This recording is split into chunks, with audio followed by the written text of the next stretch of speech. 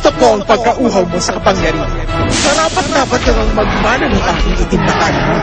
Humayo kayo. Patayin si Aguinaya. At dalhin sa akin si Machete. Hindi mo ako madadala kay Machete. Mabuti pa sigurong patayin na kita ngayon. Pagdalawa kita. Dadalhin kita sa Machete.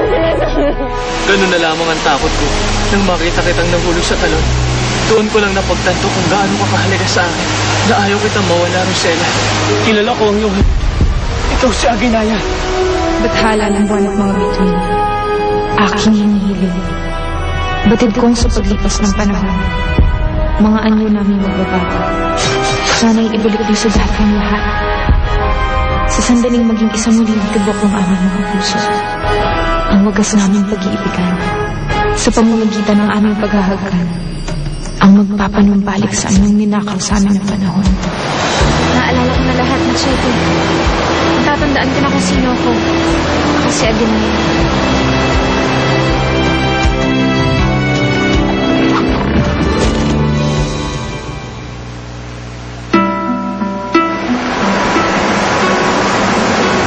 Gusto mo yung mukha sa tubig.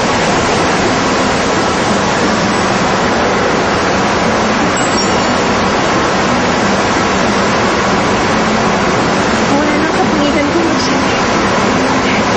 Wala nang karamdaman ko. Bumalik na ako sa dati ko ano.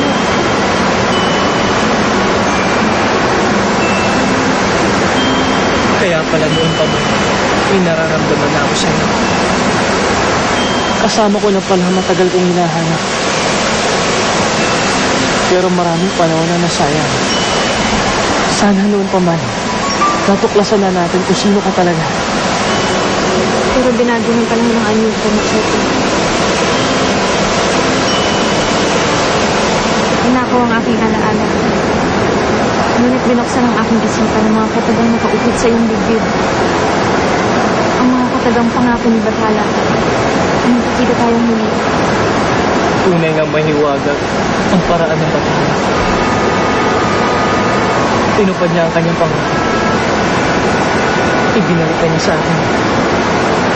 Aguinaya.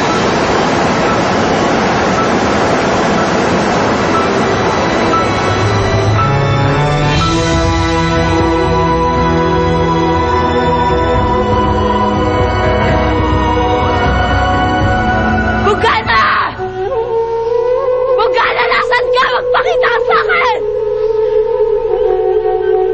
Bugana!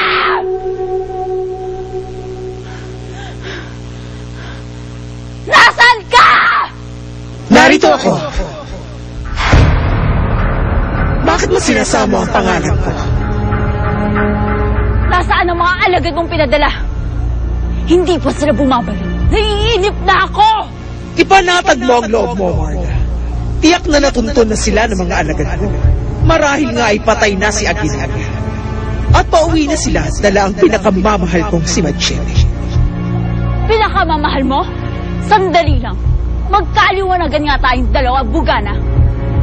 Iuuwi sa akin ng mga alagad mo. Dito si Machete, hindi sa'yo. Isa kang hangal, Marla.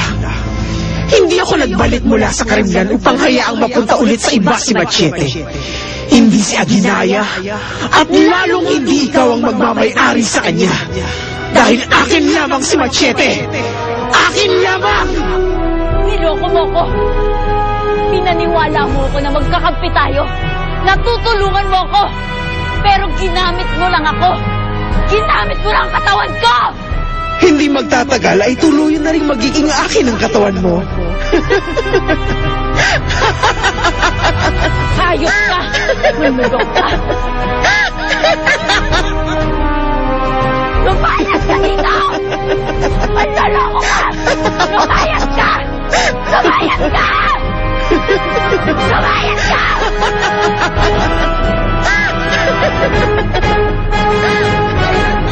Aguinaya, wala ka na ba natatandaan? Wala, Machete. Hindi pa bumabalik ang alaala ko. Wala na ako ibang matandaan. Ngunit ngayong kapwa alam na natin na ikaw si Aguinaya. Hindi kaya ibig sabihin nun, hindi na ako magiging kahoy? Hindi kaya naalis ng sumpa sa akin? Malapit na sumikat ang araw, Machete. Sana nga. Sana hindi ka na magpalit ng anyo. Ano man ang mangyari. Mahal na mahal kita. Aking Aginaya. Mahal na mahal din kita, Machete.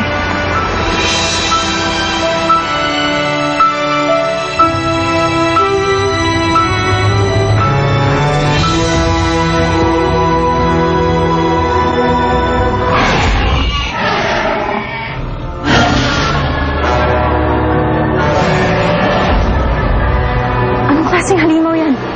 Hindi ko alam. Pero huwag kang mag-alala. Hindi kita pababayaan.